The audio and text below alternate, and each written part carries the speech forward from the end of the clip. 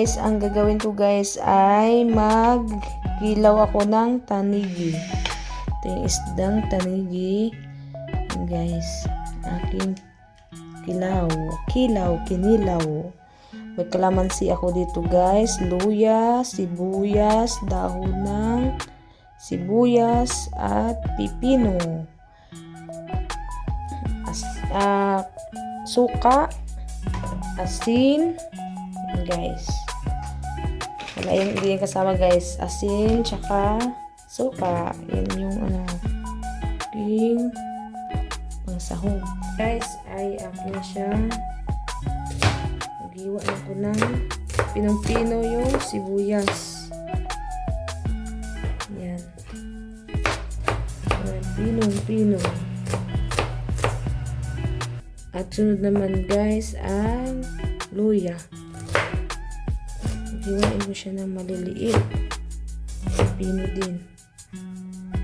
Para maano yung wala yung langsa sa ating isda. Sunod naman guys ay pipino. Yan, ganyan ko hiwa ng pipino.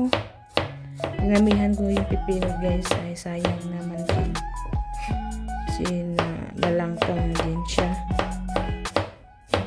Akin siyang ubusin pagsahog.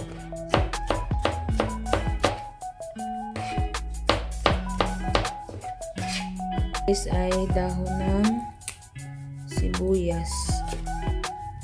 Yan, maliit din siya. Pang design lang din siya guys. Yan, design. Ano yan? Sa ating pinilaw.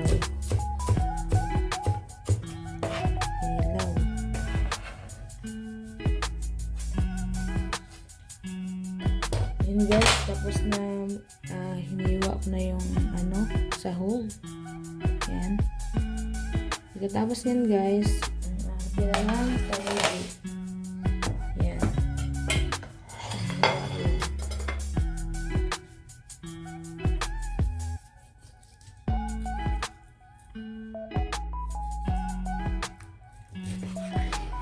At iyan natin ito yung kanyang balat. At pwede din siya sabaw ng isda, pwede din ilagay.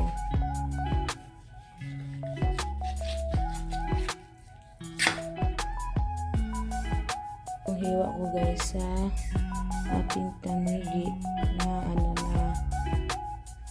kinilaw. Ayan. Tapos na guys. Tapos ko na siyang hiwain.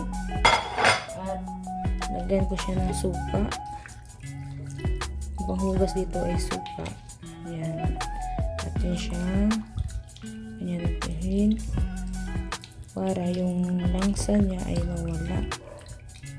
At tapos itatapon ko siya guys yung itong suka na ito.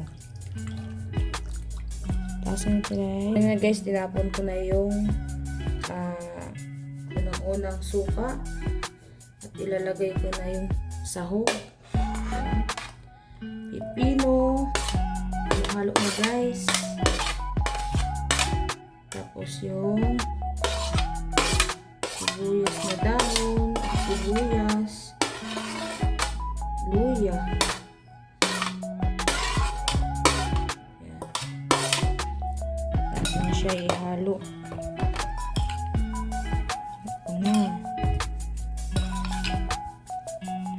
Tapos lagyan ko siya ng kunting suka. Kunting-kunti lang guys. Yan.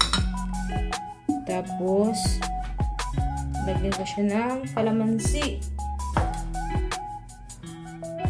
Mas masarap yung ating kinilaw na may kalamansi. Ihiwa ko ng kalamansi.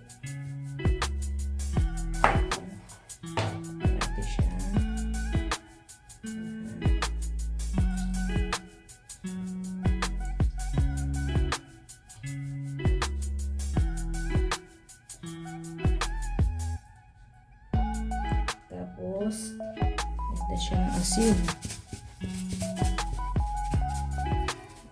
Ayan. haluin para kaano sila guys ng lasa.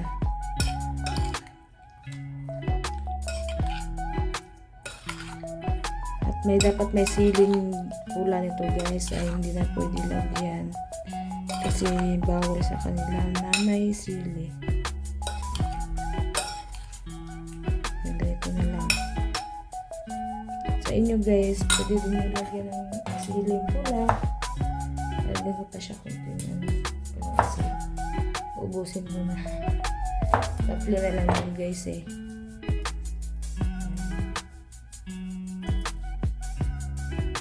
Kinilaw. Tanigi.